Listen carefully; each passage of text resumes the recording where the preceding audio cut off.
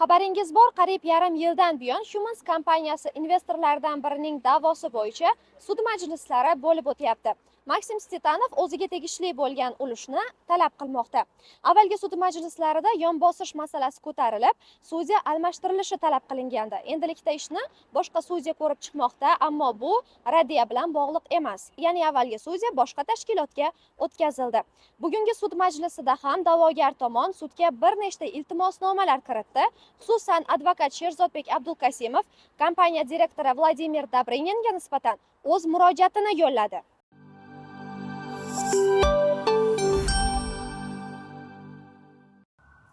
Xabaringlar bor. Da'vo arizamizni ko'rgan sudya boshqa sud tashkilotiga o'tishi munosabati bilan Fuqarolik protsessual kodeksi bo'yicha boshqa sudya tayinlandi, yana sudya Shamsiyev.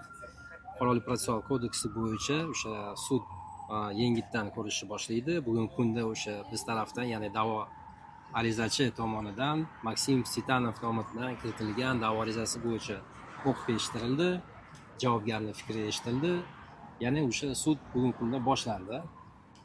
Fursatdan foydalanib shu janob Dobryninga murojaat qilmoqchi edimki, janob Dobrynin sud boshidan boshlandi.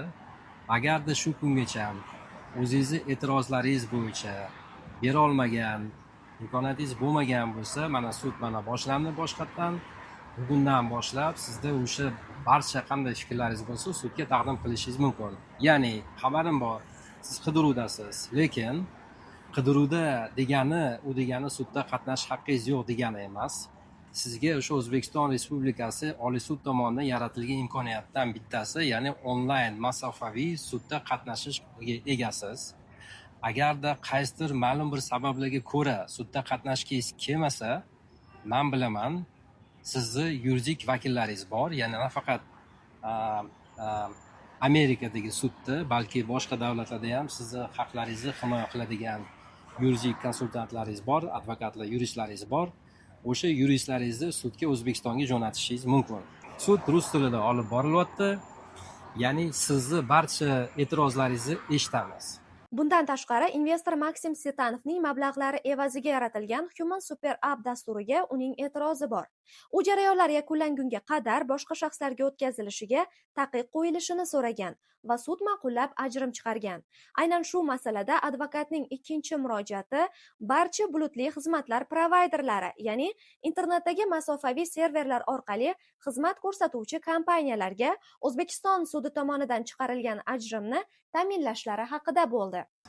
Ikkinchidan, fursatdan foydalanib IT sohasida juda mashhur bo'lgan masofaviy dasturlarni saqlaydigan, ya'ni облачный provider deymiz, ya'ni o'zbek tilida bulutli provayderlarga murojaat qilyapman.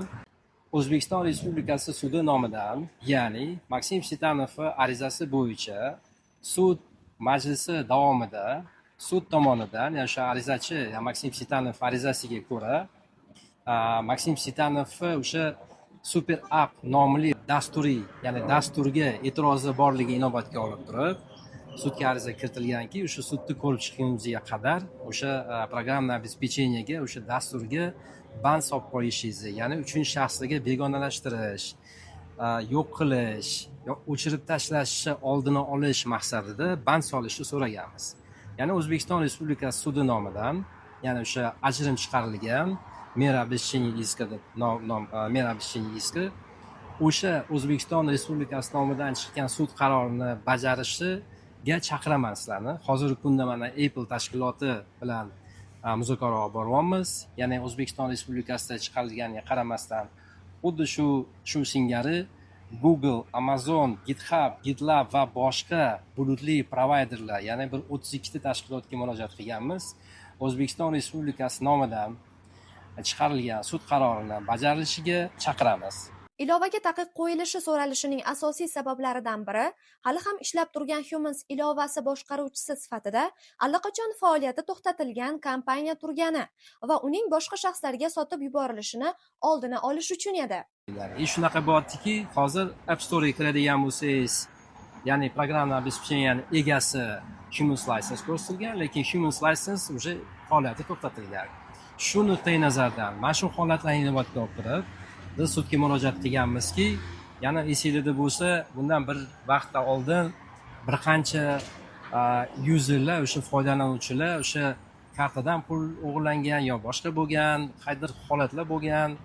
O'sha ikkita holatni inobatga olib turib, biz shu sudga murojaat qildikki, mana shu sudni ko'rib chiqqunimizcha o'sha zapret qo'yib qo'yaylik. Band qo'yish degani faqatgina Vladimir Dobrinin tomonidan agarda o'sha ilovani kimgadir sotib olmoqchi bo'lsa, kimgadir berib yubormoqchi bo'lsa, yo удаление qilmoqchi bo'lsa, ya'ni qilmoqchi bo'lsa, o'shangagina taqiq qo'yilgan. Ya'ni ilova tursin, ilova ishlasin, ya'ni o'sha ilovani yo'q qilish, to'xtatish maqsadi yo'q. U faqatgina begonalashtirish yoki uchinchi shaxslarga berishni oldini olish maqsadida o'sha nima deydi, iltimos bilan kirganmiz, sud ko'rib chiqib qanoatlantirgan. Haqiqatdan shu sud ko'rib chiqquncha, balki sudni ko'rish natijasi bo'yicha, balki o'sha Maksim Sitanovga yana 66% o'sha dasturga egalik qilishi mumkin. Agarda Maksim Sitanov egalik qiladigan bo'lsa, o'sha dasturiy ta'minot u turishi kerak.